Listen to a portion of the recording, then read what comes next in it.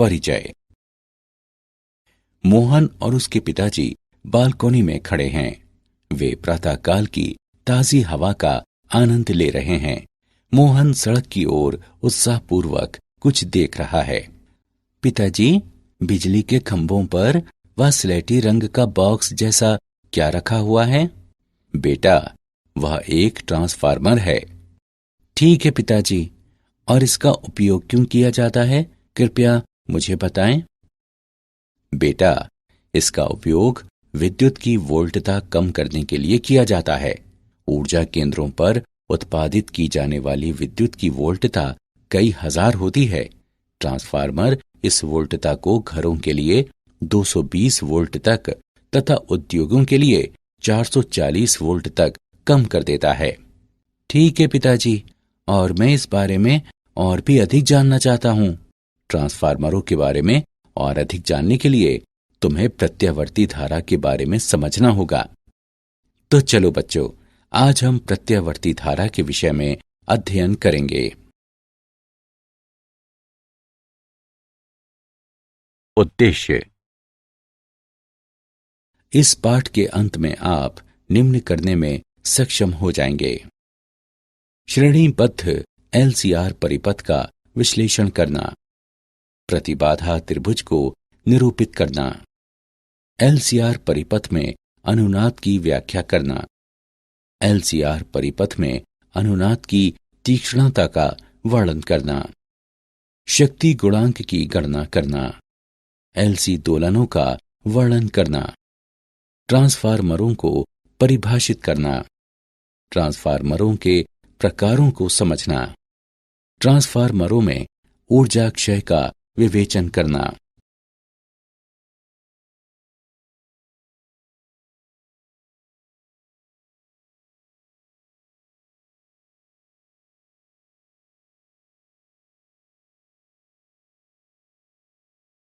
श्रेणीबद्ध एलसीआर परिपथ।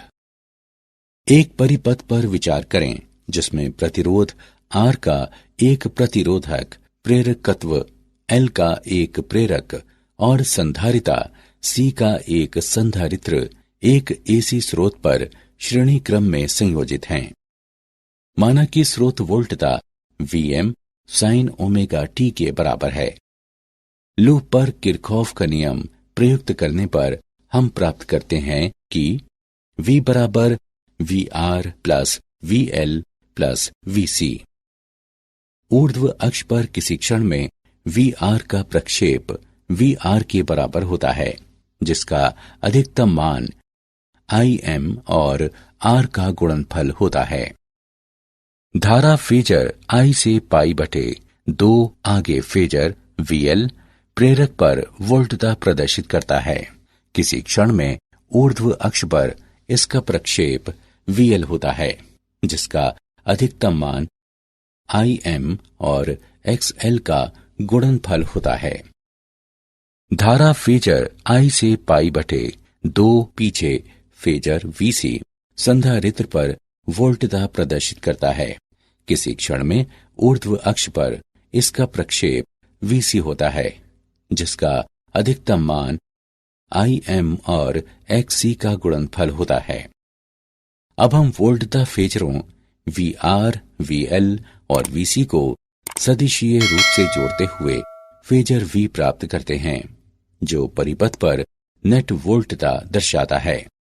V अधिकतम बराबर वर्गमूल VR अधिकतम वर्ग प्लस VC अधिकतम माइनस VL अधिकतम वर्ग।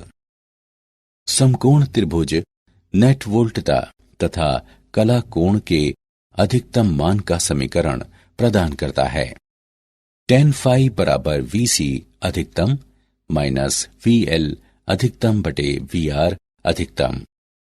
ओम का नियम प्रयोग करने पर हम पाते हैं कि Vm बराबर Im गुणे वर्गमूल R वर्ग प्लस XC माइनस XL वर्ग।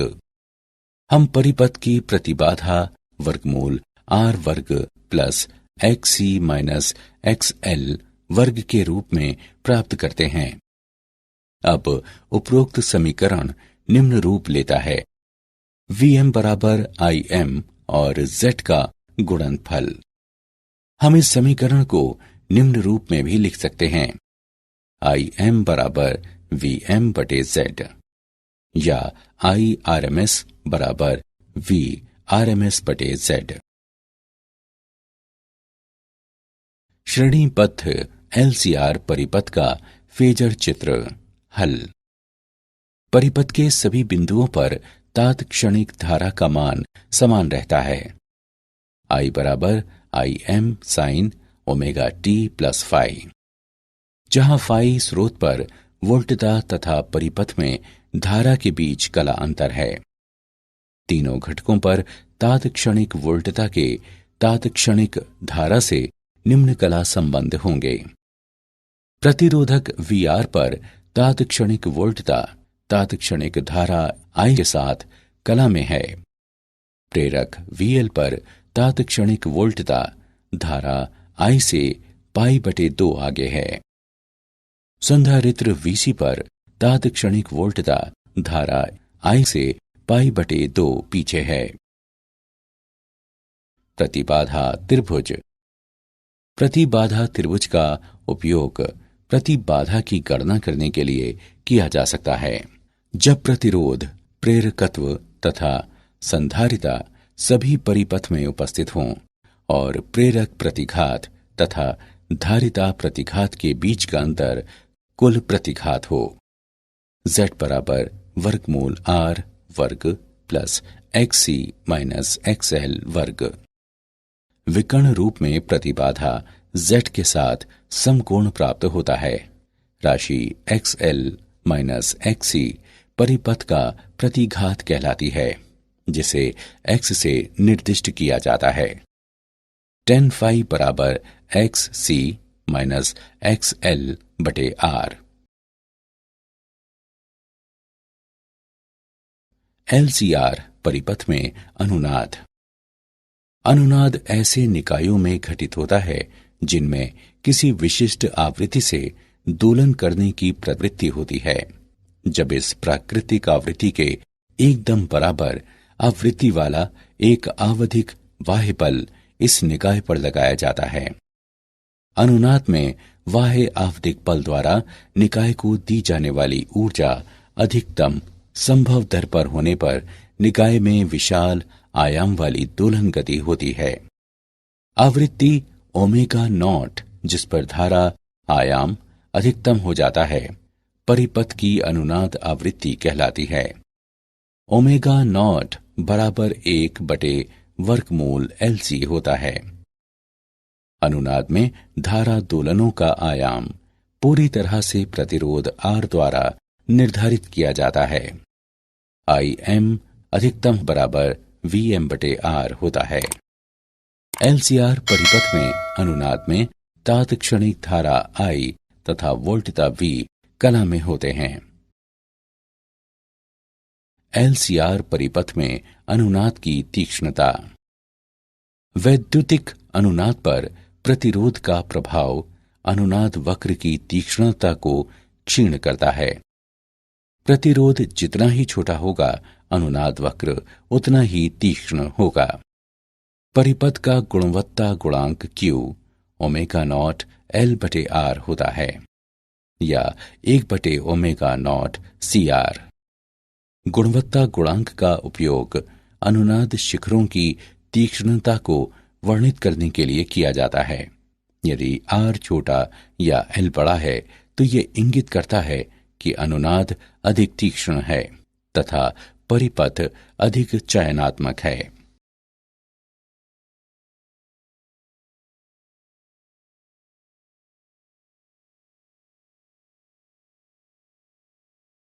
उदाहरण। आइए LCR परिपथ में अनुनाद का एक उदाहरण देखें।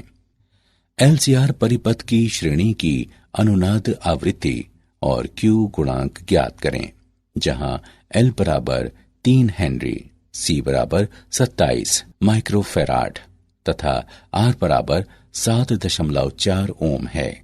परिपथ की पूर्ण चौड़ाई अधिकतम आधे तक कम करते हुए इसकी तीक्ष्णता गुणांक 2 तक बढ़ाना अपेक्षित है। आइए इसका हल देखें। दिए गए मान हैं L बराबर 3 हेनरी, C बराबर 27 गुणे 10 की घात -6 फैराड, R बराबर 7.4 ओम। हम जानते हैं कि अनुनाद आवृत्ति 1/वर्गमूल LC होती है। अब मानों को रखते हुए हम अनुनाद आवृत्ति 111 रेडियन प्रति सेकंड प्राप्त करते हैं। Q गुणांक बराबर ओमेगा RL बटे R है। अब मानों को रखते हुए हम Q गुणांक 45 प्राप्त करते हैं। चूंकि Q R के व्युत्क्रमानुपाती है, इसलिए Q को दोगुना करने के लिए R को आधा होना चाहिए।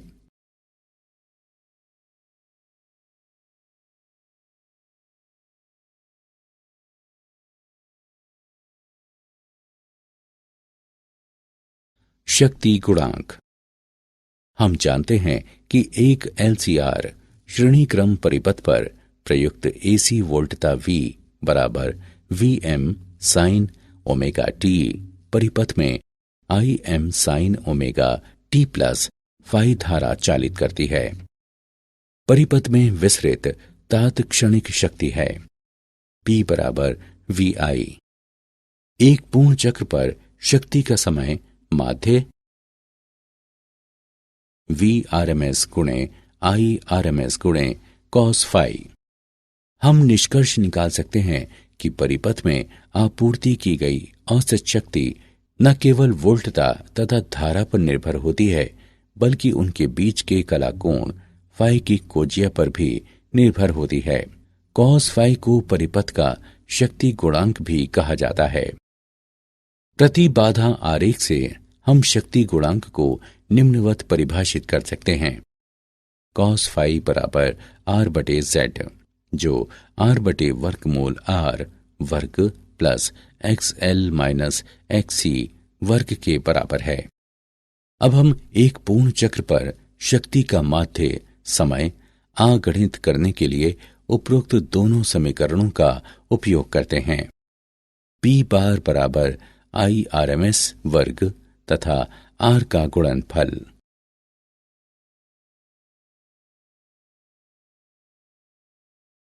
विभिन्न परिपथों में शक्ति गुणांक। प्रकरण 1, प्रतिरोधकीय परिपथ। यदि परिपथ में केवल प्रतिरोधक है तो फाई बराबर 0, cos फाई का मान बराबर 1। इसमें अधिकतम शक्ति क्षय होती है। P बार बराबर VRMS और IRMS का गुणनफल। प्रकरण 2, शुद्ध प्रेरकीय या धारितीय परिपथ। यदि परिपथ में केवल प्रेरक या संधारित्र है तो फाई बराबर -π/2 या π/2। cos फाई का मान बराबर 0। इसमें शक्ति क्षय नहीं होती। P बार बराबर 0। प्रकरण 3, LCR श्रेणी क्रम परिपथ। यदि परिपथ में प्रेरक संधारित्र तथा प्रतिरोधक हैं तो cos फाई का मान 0 और 1 के बीच रहता है। ऐसे परिपथ में सदैव शक्ति क्षय होता है।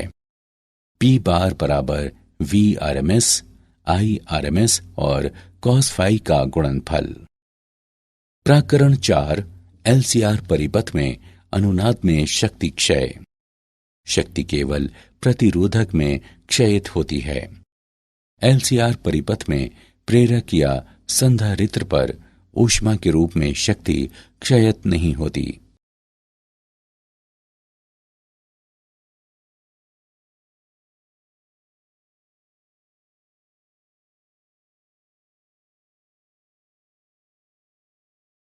LC दोलन। हम मानते हैं कि आरंभ में LC परिपथ के संधारित्र C पर आवेश Q होता है और प्रेरक में धारा I 0 होती है। उस समय संधारित्र के वैद्युतिक क्षेत्र में संचित ऊर्जा UE होती है तथा प्रेरक में संचित ऊर्जा UB 0 होती है। संधारित्र अब प्रेरक के माध्यम से निरावेशित होना आरंभ हो जाता है। धारा वामावर्त प्रवाहित होनी आरंभ हो जाती है।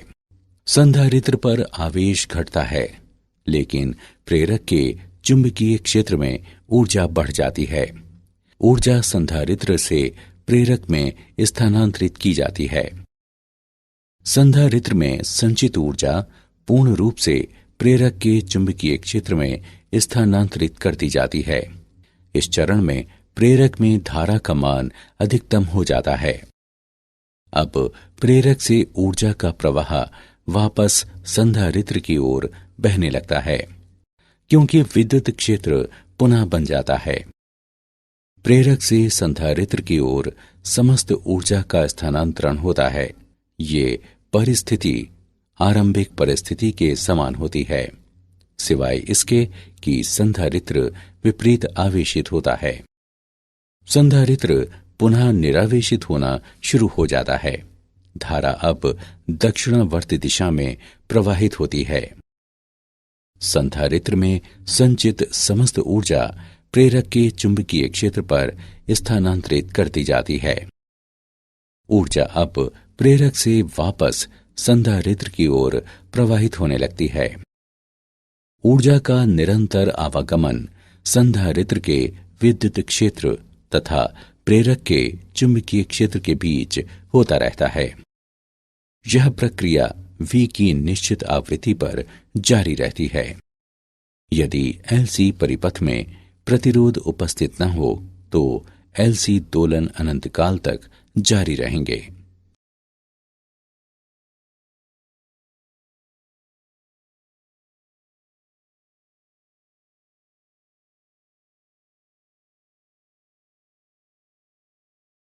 ट्रांसफार्मर। ट्रांसफार्मर ऐसी युक्ति होती है जो AC वोल्टता व धारा का आयाम घटाने या बढ़ाने के लिए उपयोग की जाती है। ट्रांसफार्मर में कोमल लौह क्रोड होती है, जिस पर तारों की दो कुंडलियां लिपटी होती हैं। एक प्राथमिक कुंडली कहलाती है, जिस पर NP लपेटे होते हैं, और दूसरी द्वितीयक कुंडली कहलाती है, जिस पर NS लपेटे होते हैं। प्राथमिक कुंडली AC EMF स्रोत से जुड़ी होती है। द्वितीय कुंडली ट्रांसफार्मर का आउटपुट प्रदान करती है। कोमल लौह क्रोड का उपयोग चुंबकीय फ्लक्स बढ़ाने तथा एक माध्यम उपलब्ध कराने के लिए किया जाता है, जिसमें एक कुंडली के माध्यम से लगभग समस्त फ्लक्स अन्य में चला जाता है।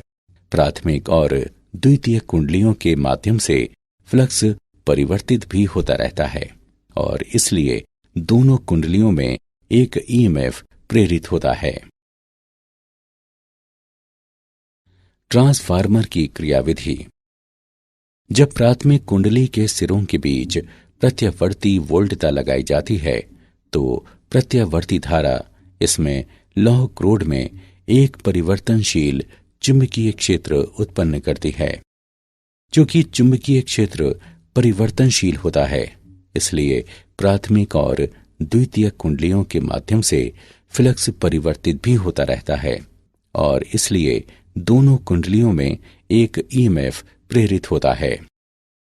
माना कि फाई दोनों कुंडलियों के प्रत्येक लपेटे के माध्यम से चुंबकीय फ्लक्स हैं।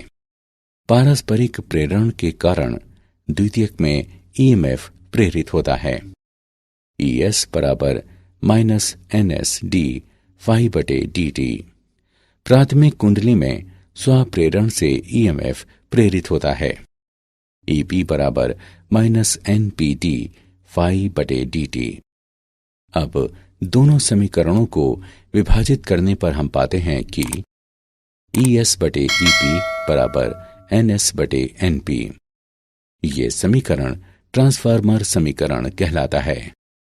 इसे टर्मिनल वोल्टता के रूप में निम्नवत लिखा जा सकता है। VS बटे VP बराबर NS बटे NP। अनुपात NS बटे NP ट्रांसफार्मर के लपेटों का अनुपात कहलाता है। ट्रांसफार्मरों के प्रकार। ट्रांसफार्मर दो प्रकार के होते हैं। उच्चाई ट्रांसफार्मर, जब द्वितीयक वोल्टता प्राथमिक वोल्टता से उच्चतर होती है तो ऐसा ट्रांसफार्मर उच्चाई ट्रांसफार्मर कहलाता है। अपचयी ट्रांसफार्मर, जब द्वितीयक वोल्टता प्राथमिक वोल्टता से निम्नतर होती है तो ऐसा ट्रांसफार्मर अपचयी ट्रांसफार्मर कहलाता है।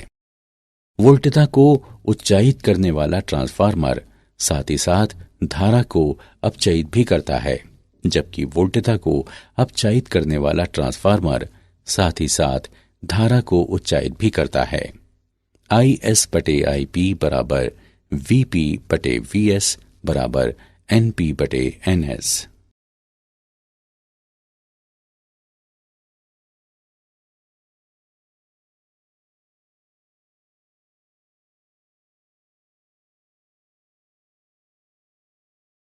ट्रांसफार्मर के अनुप्रयोग।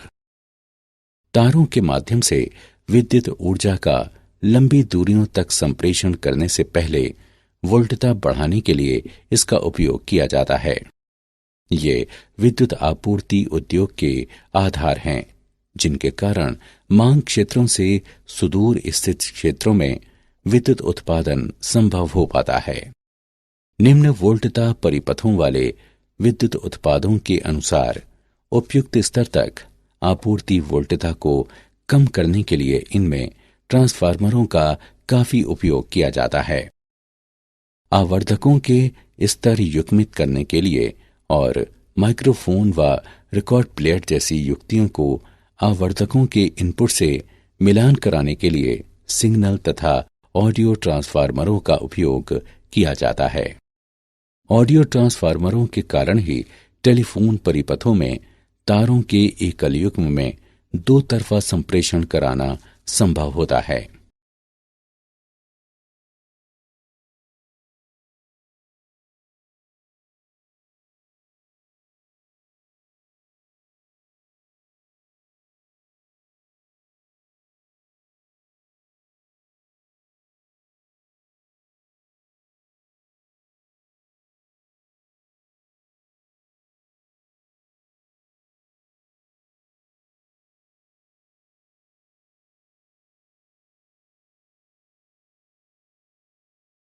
ट्रांसफार्मर में ऊर्जा क्षय।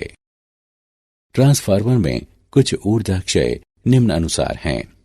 फ्लक्स क्षरण, ऊर्जा का क्षय होता है जब प्राथमिक द्वारा उत्पन्न समस्त फ्लक्स द्वितीय से नहीं गुजरता।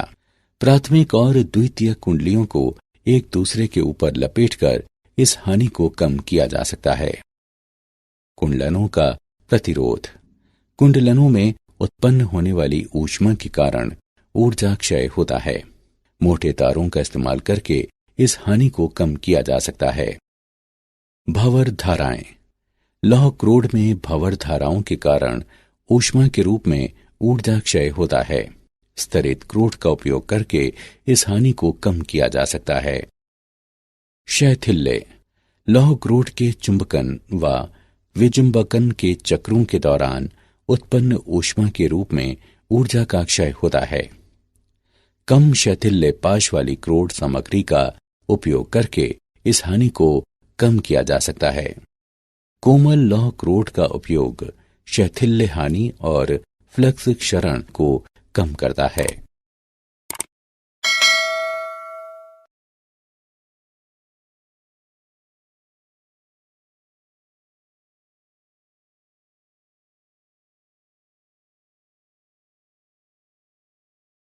क्या आप जानते हैं समानांतर अनुनाद परिपथ का उपयोग रिजेक्टर या फिल्टर परिपथ के रूप में किया जा सकता है। रेडियो ट्रांसमीटरों में ऐसे परिपथ उपयोग किए जाते हैं। सन 1826 में फ्रांसीसी वैज्ञानिक फेलिक्स सावेरी द्वारा ये खोज की गई कि संधारित्र विद्युत दोलन उत्पन्न कर सकता है। रेडियो आवृत्ति ट्रांसफार्मरों को उच्च आवृत्तियों की संकीर्ण परास में दक्षतापूर्वक प्रचालन करने के लिए डिजाइन किया जाता है।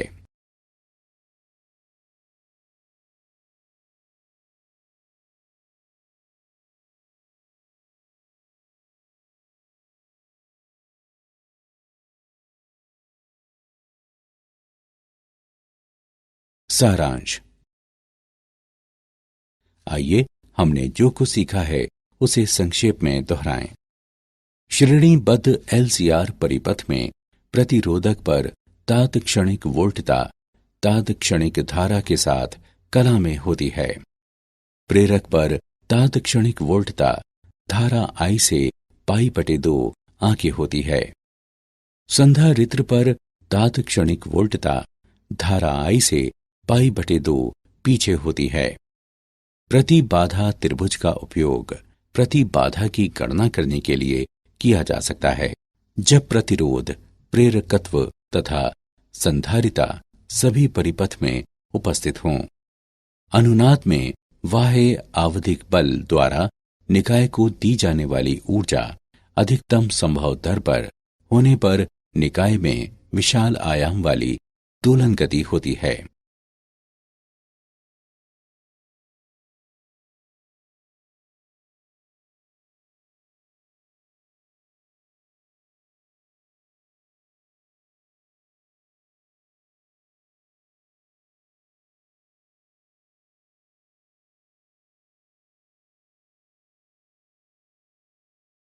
एलसीआर परिपथ में अनुनाद में तात्क्षणिक धारा I तथा वोल्टता V कला में होते हैं। ट्रांसफार्मर ऐसी युक्ति होती है जो एसी वोल्टता व धारा का आयाम घटाने या बढ़ाने के लिए उपयोग की जाती है। ट्रांसफार्मर में कुंडलनों में उत्पन्न होने वाली ऊष्मा के कारण ऊर्जा क्षय होता है। मोटे तारों का इस्तेमाल करके इस हानि को कम किया जा सकता है। कोमल लौह क्रोड का उपयोग शैथिल्य हानि और फ्लक्स क्षरण को कम करता है।